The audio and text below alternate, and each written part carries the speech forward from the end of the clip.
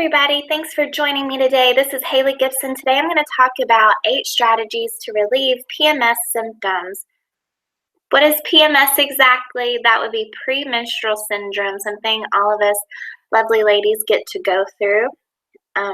So this actually occurs in the days leading up to the beginning of a woman's menstrual cycle. Symptoms can range depending on the individual, but most commonly what we see is the usual: cramping, bloating, mood swings, irritability, tender breast, food cravings, and sometimes even depressive tendencies.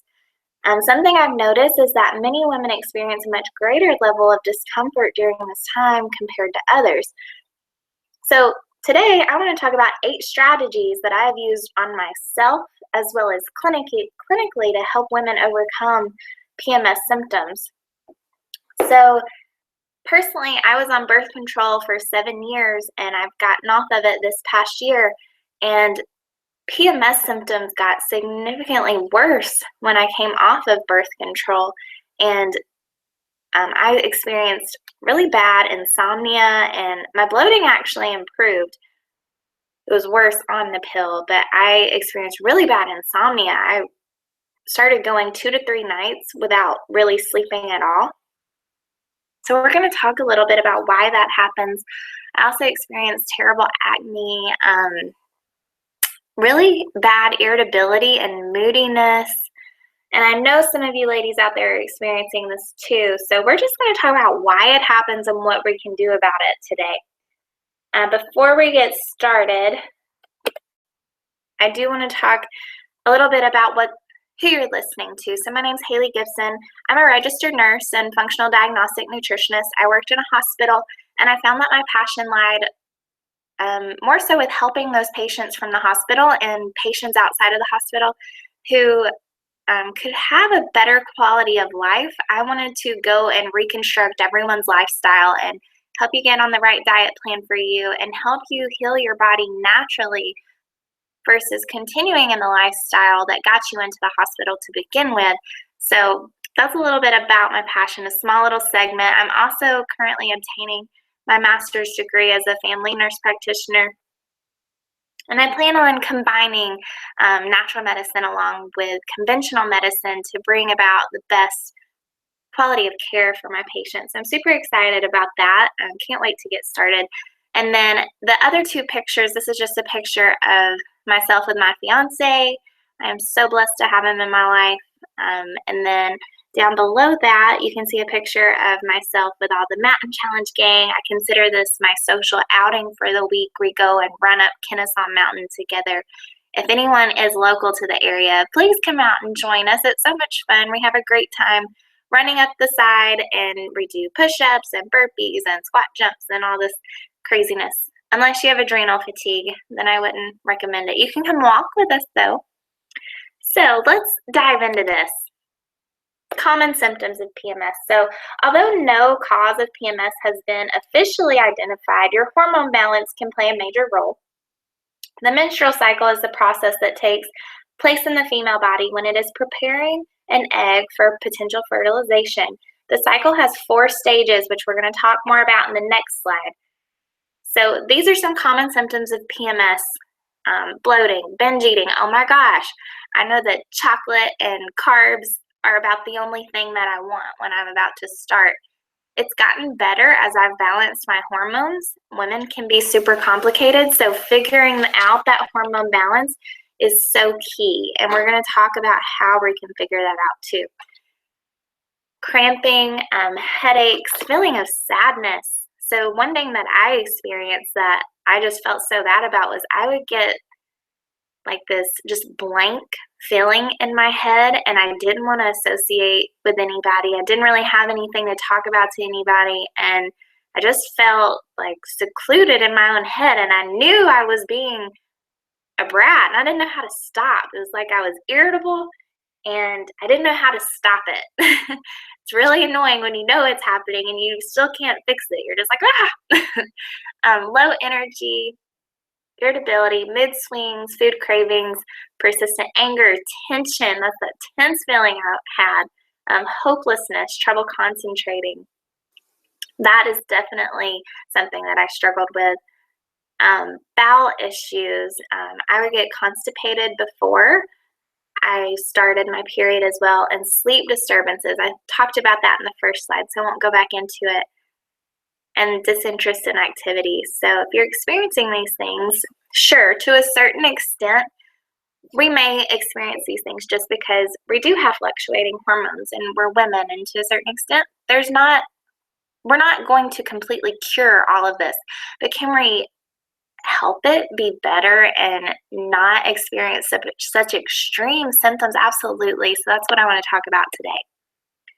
So we're going to talk about the 4 phases that our bodies go through on the regular menstrual cycle. So first we have the follicular phase. Potential eggs begin to continue developing in the ovaries inside of small node-like structures, and these are called follicles. And at the same time, the uterus begins to thicken to prepare for the egg to plant itself if it becomes fertilized. So this would be the first part. Right after menstruation, you see our day 1 menstruation. If you look a little to the right of that, when the blue line starts rising a little bit, that would be estrogen. So this is when the follicular phase begins. So then we have ovulation. As estrogen rises, you see a sharp increase in estrogen compared to that purple line or pink line, progesterone. So this is when the lining of the uterus is building up, and we also release an egg from the follicle, and it descends through the fallopian tube and into the uterus. So that would be considered ovulation. Some women are really in tune with their bodies, and they know when they're ovulating. Personally, I have figured it out. Your temperature is different, and I've actually experienced a little bit of cramping. I just know that it's happening. Libido may be a little increased. Then we have the luteal phase. So after ovulation, you see your estrogen starts to dip, and your progesterone actually surpasses that. So this is considered the luteal phase, and during this phase, the rise in progesterone maintains the thickened wall, so that if the egg is to implant into the wall, it can become safely fertilized and then begin to grow. So basically what it's doing is producing an environment for childbearing. So then if an egg does not implant, we'll see a fall in progesterone. And when both of our hormones fall, this is when menstruation begins. So this is when PMS typically occurs, is when both of our hormone levels fall. So one of the biggest correlations that I see with harsh PMS symptoms is actually estrogen dominance.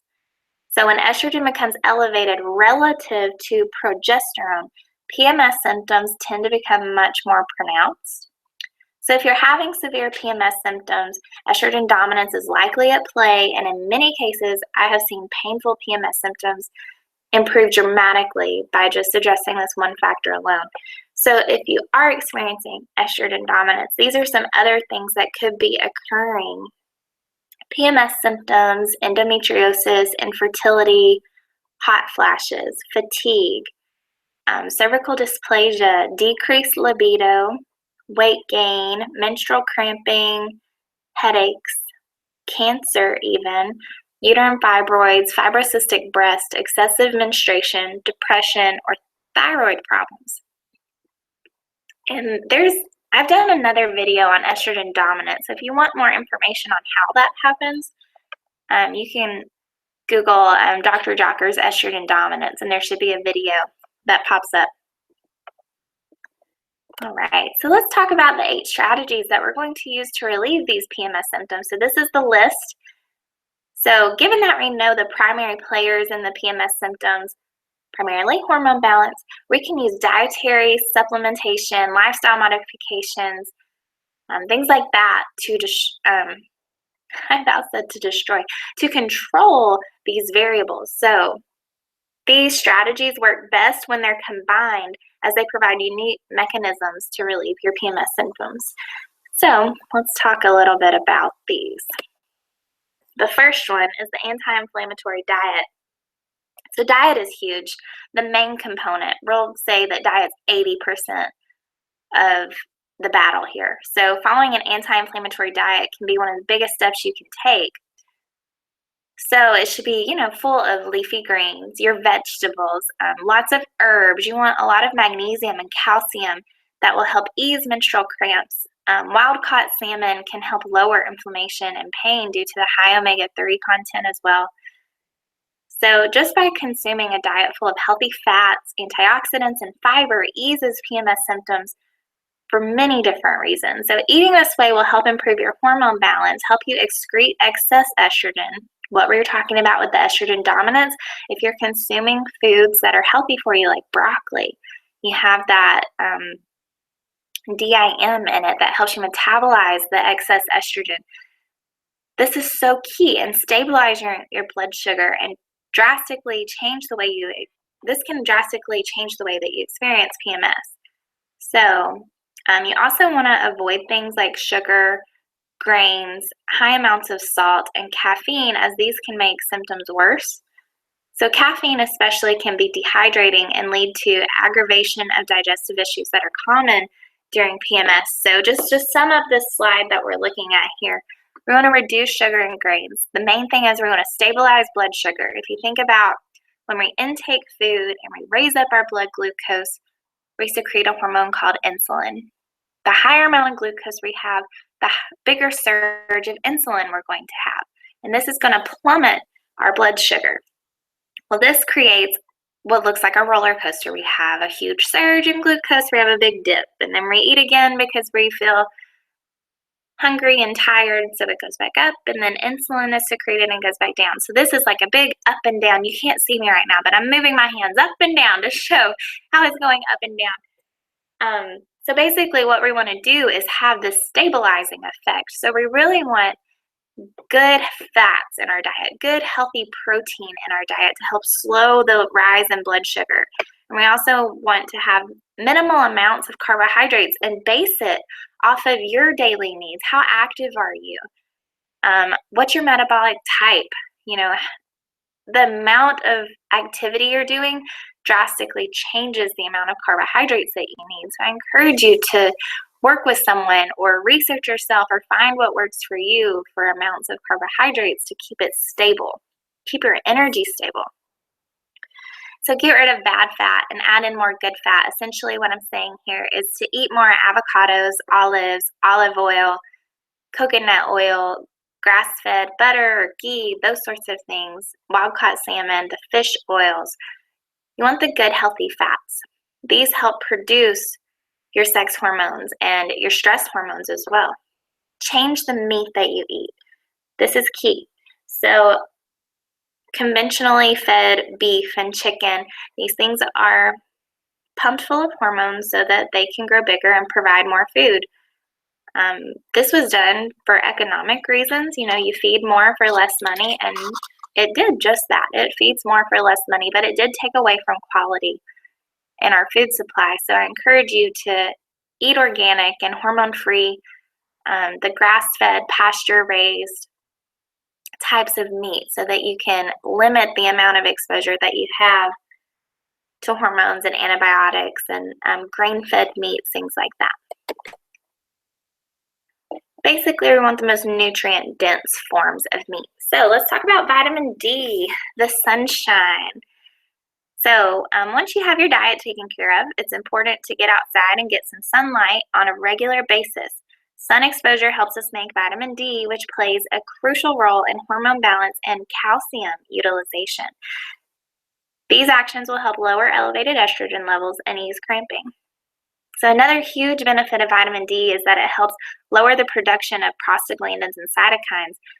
These are both chemicals in the body that are associated with inflammation and pain. They're part of your immune system that helps the communication. So basically what I'm saying is a rise in that leads to inflammation and pain. Vitamin D helps lower those things. So it has been documented that sufferers of harsh PMS symptoms are typically low in vitamin D, calcium, and magnesium. So getting adequate amounts of sunlight along with the vegetables rich in magnesium and calcium, this will help the absorption of all three of them, as well as help with all the things you see here.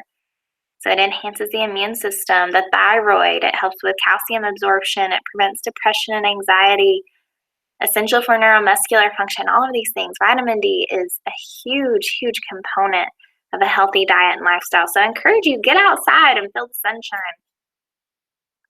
And if you can't get outside on a regular basis and really daily, if you can't, I do advise you to supplement with vitamin D with K. So you want D3 with K2, and you want to take it with a healthy fat source. All right, so the third strategy is improving your sleep. So there have been some studies highlighting how the hormonal changes you go through during PMS can actually cause PMS-induced insomnia. I have experienced this, and it is terrible.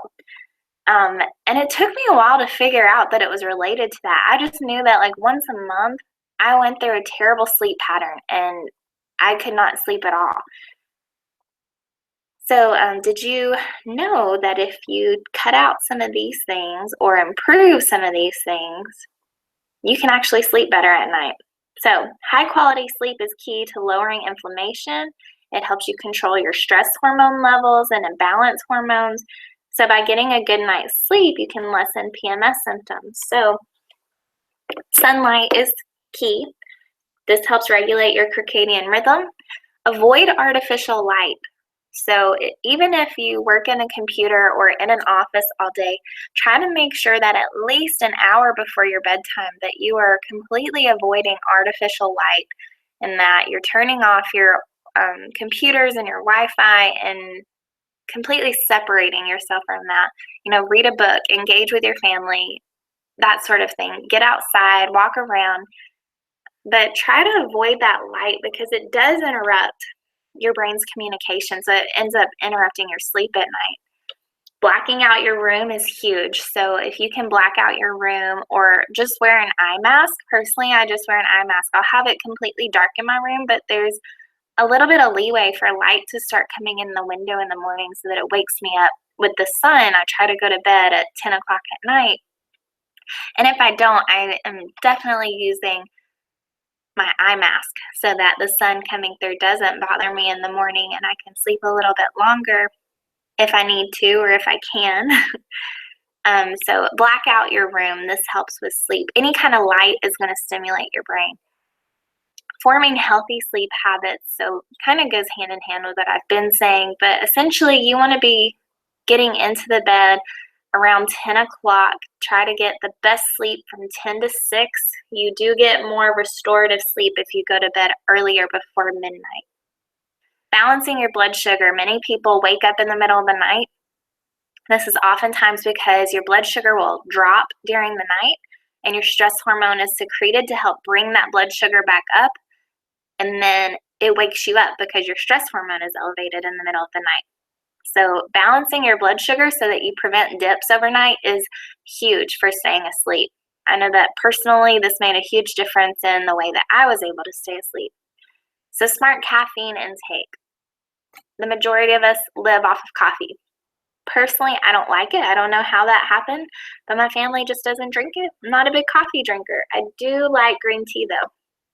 So if you're a coffee drinker, I encourage you to drink it in the morning and really stop drinking it by 11 or so, or else it's going to start messing with your ability to fall asleep at night because it's got you all stimulated. It's got your stress hormones pumping. Tame your mind. This one is really important. I know for me, with everything I have going on, by the time I lay down to sleep, my mind is still racing and thinking of everything I have to do the next day. And something that helps me is playing music or reading my Bible, reading a book, something that completely calms my mind down and takes my mind off of all the things that I'm thinking about. So just playing a good song and laying there and listening to the lyrics is a good idea. It's my favorite. So reducing stress, of course, is the main component of any illness. You want to reduce stress. Any kind of hormone imbalance, any kind of physical issue, stress is likely the underlying cause. So when you're under stress, you have elevated cortisol levels. So this is usually good for the body because once the stress has ceased, the body adapts and becomes stronger. But when stress becomes chronic and you don't have adaptation periods between these surges, so cortisol remains elevated. So in case I confused you, let me reword that. So when we have our fight or flight response, I think most of us are familiar with that, but we have some kind of stress stimulus, our cortisol levels rise. This is a good thing. We want them to rise in response to stress. The problem occurs when we are chronically stressed. We are faced with stress on a daily basis, and our cortisol levels are always up. So we're always chronically inflamed. And this is when the issues begin to happen, because when we're under this amount of stress, our body takes away from its energy reserves for digestion and reproduction and energy production, and it conserves it. So we start seeing digestive issues, we start seeing reproduction issues or hormone imbalances, and we start seeing thyroid issues commonly. So reducing your stress will help the body adapt. So cortisol is a problem because it takes priority over many other hormones. So that's kind of what I was saying. So both cortisol and sex hormones are regulated by what's known as the hypothalamus pituitary adrenal axis, otherwise known as the HPA axis. So during prolonged stress, energy is shunted towards producing cortisol, and this is where the hormone imbalance occurs. So learning how to balance your stress is a big, talking to someone, getting a counselor and talking about emotional stress or mental stress, removing yourself from toxic people in your life, removing those food sensitivities, removing exposure to chlorinated and what's another word? Toxic tap water. So using good water, using good foods, and then also reducing the stress in your life in every area that you can is huge. Definitely a big part of the process to healing. So these are 6 herbs that we use to reduce stress. So I'll let you read over those, but we do use these on a daily basis with our clients. They're amazing. So ashwagandha helps stabilize mood and support, and helps optimal physical and emotional well-being, and improves memory and focus, as well as endurance. So ashwagandha is something I use after workouts. It helps stabilize my blood sugar, improve my stress response to my workouts. It also helps if you take it at night before bed, and it helps you sleep better at night. It just helps relax you. Rhodiola, so this is used to helps you really adapt to stress. So these are known as adaptogenic herbs. So these are not going to stimulate your adrenal glands to produce more cortisol. Essentially what they do is they help your adrenal glands adapt to the stresses of life.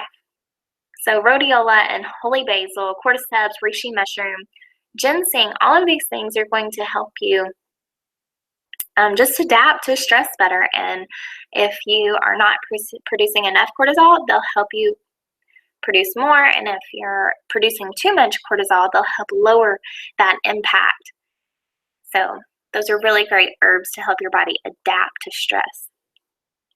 So magnesium, this is number 5, strategy number 5. Magnesium is a huge component. So magnesium helps in over 300 functions in our body. It is so crucial. So it's also helps with blood sugar balance. It helps with circulation and blood pressure. Sometimes we can just give magnesium to patients and we can watch their blood pressure come down. It's really amazing. It has a relaxing effect on the blood vessels. It helps with cellular energy production. It calms the nervous system. It helps with pain relief and relaxed muscles, bone density and calcium balance, joints and ligament flexibility, deep sleep patterns, and more. So I personally take magnesium before bed. I take either 200 to 400 milligrams. I use Brain Calm Magnesium because it tastes wonderful. I just have a little glass of water with Brain Calm Magnesium in it, and it tastes amazing. And it just helps calm me down before bed, and it helps relax my muscles, and I have slept better since I started using it. Because when we're under a lot of stress, we actually deplete this electrolyte pretty quickly. So number 6 strategy, high quality fish oil. So fish oil is high in omega-3 And this can provide so many benefits for us. So first of all, the anti-inflammatory effects of fish oil alone can provide relief from many painful PMS symptoms. Consistent intake of the omega-3 fatty acids can help improve hormone balance as well. So it has been shown that benefits become greater with regular and consistent intake. So, if you take it one day, you're not going to notice a difference. It takes time for these things to build up in your body. One more thing I would recommend is to make sure that you get a fish oil supplement containing GLA. So this provides significant anti-inflammatory benefits on top of those from the fish oil. So we use Nordic Naturals. I do have this one. I have the liquid form, which is the one on the left. Nordic Naturals is an awesome product from wild-caught fish and has definitely been approved and tested for all the harmful mercury levels and all of the toxic things that you can find in fish oils today. So I use the lemon one, and it tastes great. It does not taste like fish oil. It's more cost effective. And then to the right of that, that's the capsule form. So they do have both. All right, number 7, get more B vitamins. So I'm not going to talk forever about B vitamins. They are super important. So just looking over this slide, you can see a B5 deficiency can result in acne. B3 deficiency can result in mouth or skin lesions or sleep disorders. B12 deficiencies can result in just about everything, including chest pain, shortness of breath, fatigue, dementia, dizziness, coldness, slow reflexes, pale or yellowing of the skin, a sore mouth or tongue. A vitamin B6 deficiency can lead to depression, anemia, high blood pressure, dermatitis. A deficiency in B2 can lead to mouth and throat infection, sensitivity to light, sensitive eyes. A B1 deficiency can lead to disease of the nervous system. Folate deficiency can also lead to anemia and birth defects. So B vitamins, in a nutshell, they're extremely important, and sometimes we find that people have issues taking B vitamins in and then putting them through the process of utilizing them, turning them into usable forms. And a lot of times this is related to a gut microbiome imbalance or stomach acid issues or even gallbladder issues. So making sure that we're supporting the digestive system overall is very important for making sure we absorb all of our nutrients. So just a little bit more about vitamin B6. It's actually involved in the production of serotonin and dopamine. So if we have a deficiency in vitamin B6, we may not be producing serotonin and dopamine efficiently. Well, serotonin regulates our mood, our appetite, and our sleep. So that a simple vitamin B6 deficiency can lead to sleep irregularity, mood and appetite issues going on there. And then dopamine, that plays a role in our focus, in our ability to become motivated and stay focused on a task and complete it. So if we have a B6 deficiency, we may see signs of ADHD, things like that. Many people who have gotten onto ADHD medications are actually experiencing a dopamine deficiency or a vitamin B6 deficiency. So just a little bit about B vitamins. Personally, I take my B vitamins in my multivitamin called High Energy. I also eat a healthy diet and support my stomach acid by using things like apple cider vinegar and lemon so that I'm absorbing all of these things. So, number 8, healing herbs for PMS peace. This helped me overcome all of my issues. When I came off birth control, my hormone levels dropped significantly. My body wasn't producing them because they were so used to having that synthetic form of estrogen and progesterone. So, I went about 3 months and I didn't really notice that anything was improving. And I'm like, oh my gosh, how long is this going to last? So I started taking PMS Peace. So the main ingredient in it is called chaste tree berry extract. So this has been shown to support a normal menstrual cycle, reduce breast tenderness, and reduce the severity of PMS symptoms. So essentially what it does, it doesn't boost estrogen or anything like that. It helps regulate follicle-stimulating hormone and luteinizing hormone, which are the two components that regulate estrogen and progesterone. And we kind of talked about the cycle earlier, but this helps regulate that cycle. So this helped indirectly increase my progesterone levels to help balance that off. And I saw a significant improvement in weight gain and bloating and cramping. All of these things helped significantly. My moodiness got better. I wasn't nearly as depressed. It also helped with my insomnia that I spoke about. It helped minimize that. It went down to just like one night where I kind of slept weird instead of 3 nights in a row where I didn't sleep at all. So to me, that's a significant improvement that impacts my life very much. So other things that are in this are parsley. Parsley can help mediate bloating by acting as a mild diuretic.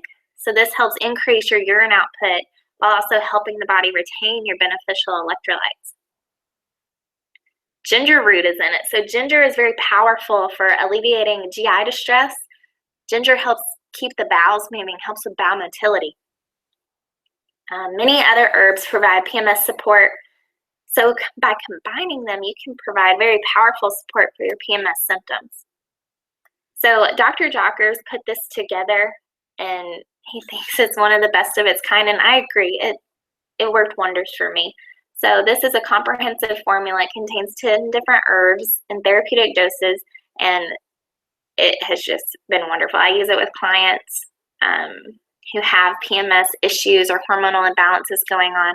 So I do encourage you to look into your hormones. If you're experiencing any of the things that I've talked about in this presentation, I encourage you to get tested. So we have the Female Comprehensive Hormone Panel. And essentially what this is a little saliva test you do at home.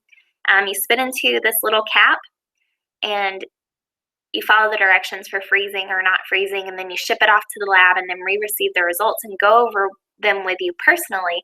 So essentially we're looking at cortisol levels and how they fluctuate throughout the day. They should follow a pretty rhythm. They should also respond to your stress levels for the day. So we take into consideration what you went through during the day. But essentially we want to see the highest cortisol in the morning and then a gradual decrease overnight. But we want to make sure it gets up high enough of the cortisol output that you need to have, the energy that you need to have on a daily basis.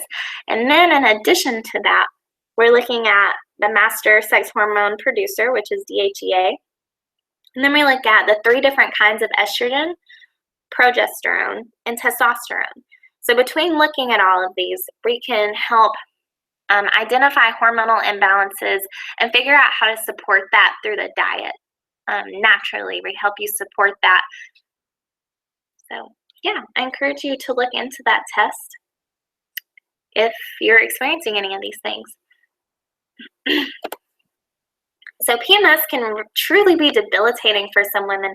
So if this is you, I recommend combining the strategies that you learned in this video. I recommend looking into your hormones and seeing if you are experiencing estrogen dominance, or just low production of progesterone can make you experience these things as well. So getting your hormones tested and looking into the big picture of what's going on can significantly improve the symptoms you experience. So while there are little things you can do to address specific symptoms, the greatest benefit will come from implementing all of these strategies together. So by taking steps to improve sleep, reduce stress, balance hormones, along with the rest of the strategies that we talked about, you'll be a healthier person and also experience a milder PMS, which is wonderful. So this is myself next to Dr. David Jockers. We work with people locally and over long distance. So basically, we want to help educate you, and we want to help you get on the right track for improving your health, improving your quality of life is our goal. So we do offer nutrition and lifestyle coaching. We also do advanced supplementation and lab evaluations. So if this is something you're interested in or have any questions about, please feel free to email me at nutrition@drjockers.com. Thank you so much for joining. I hope you have a wonderful day.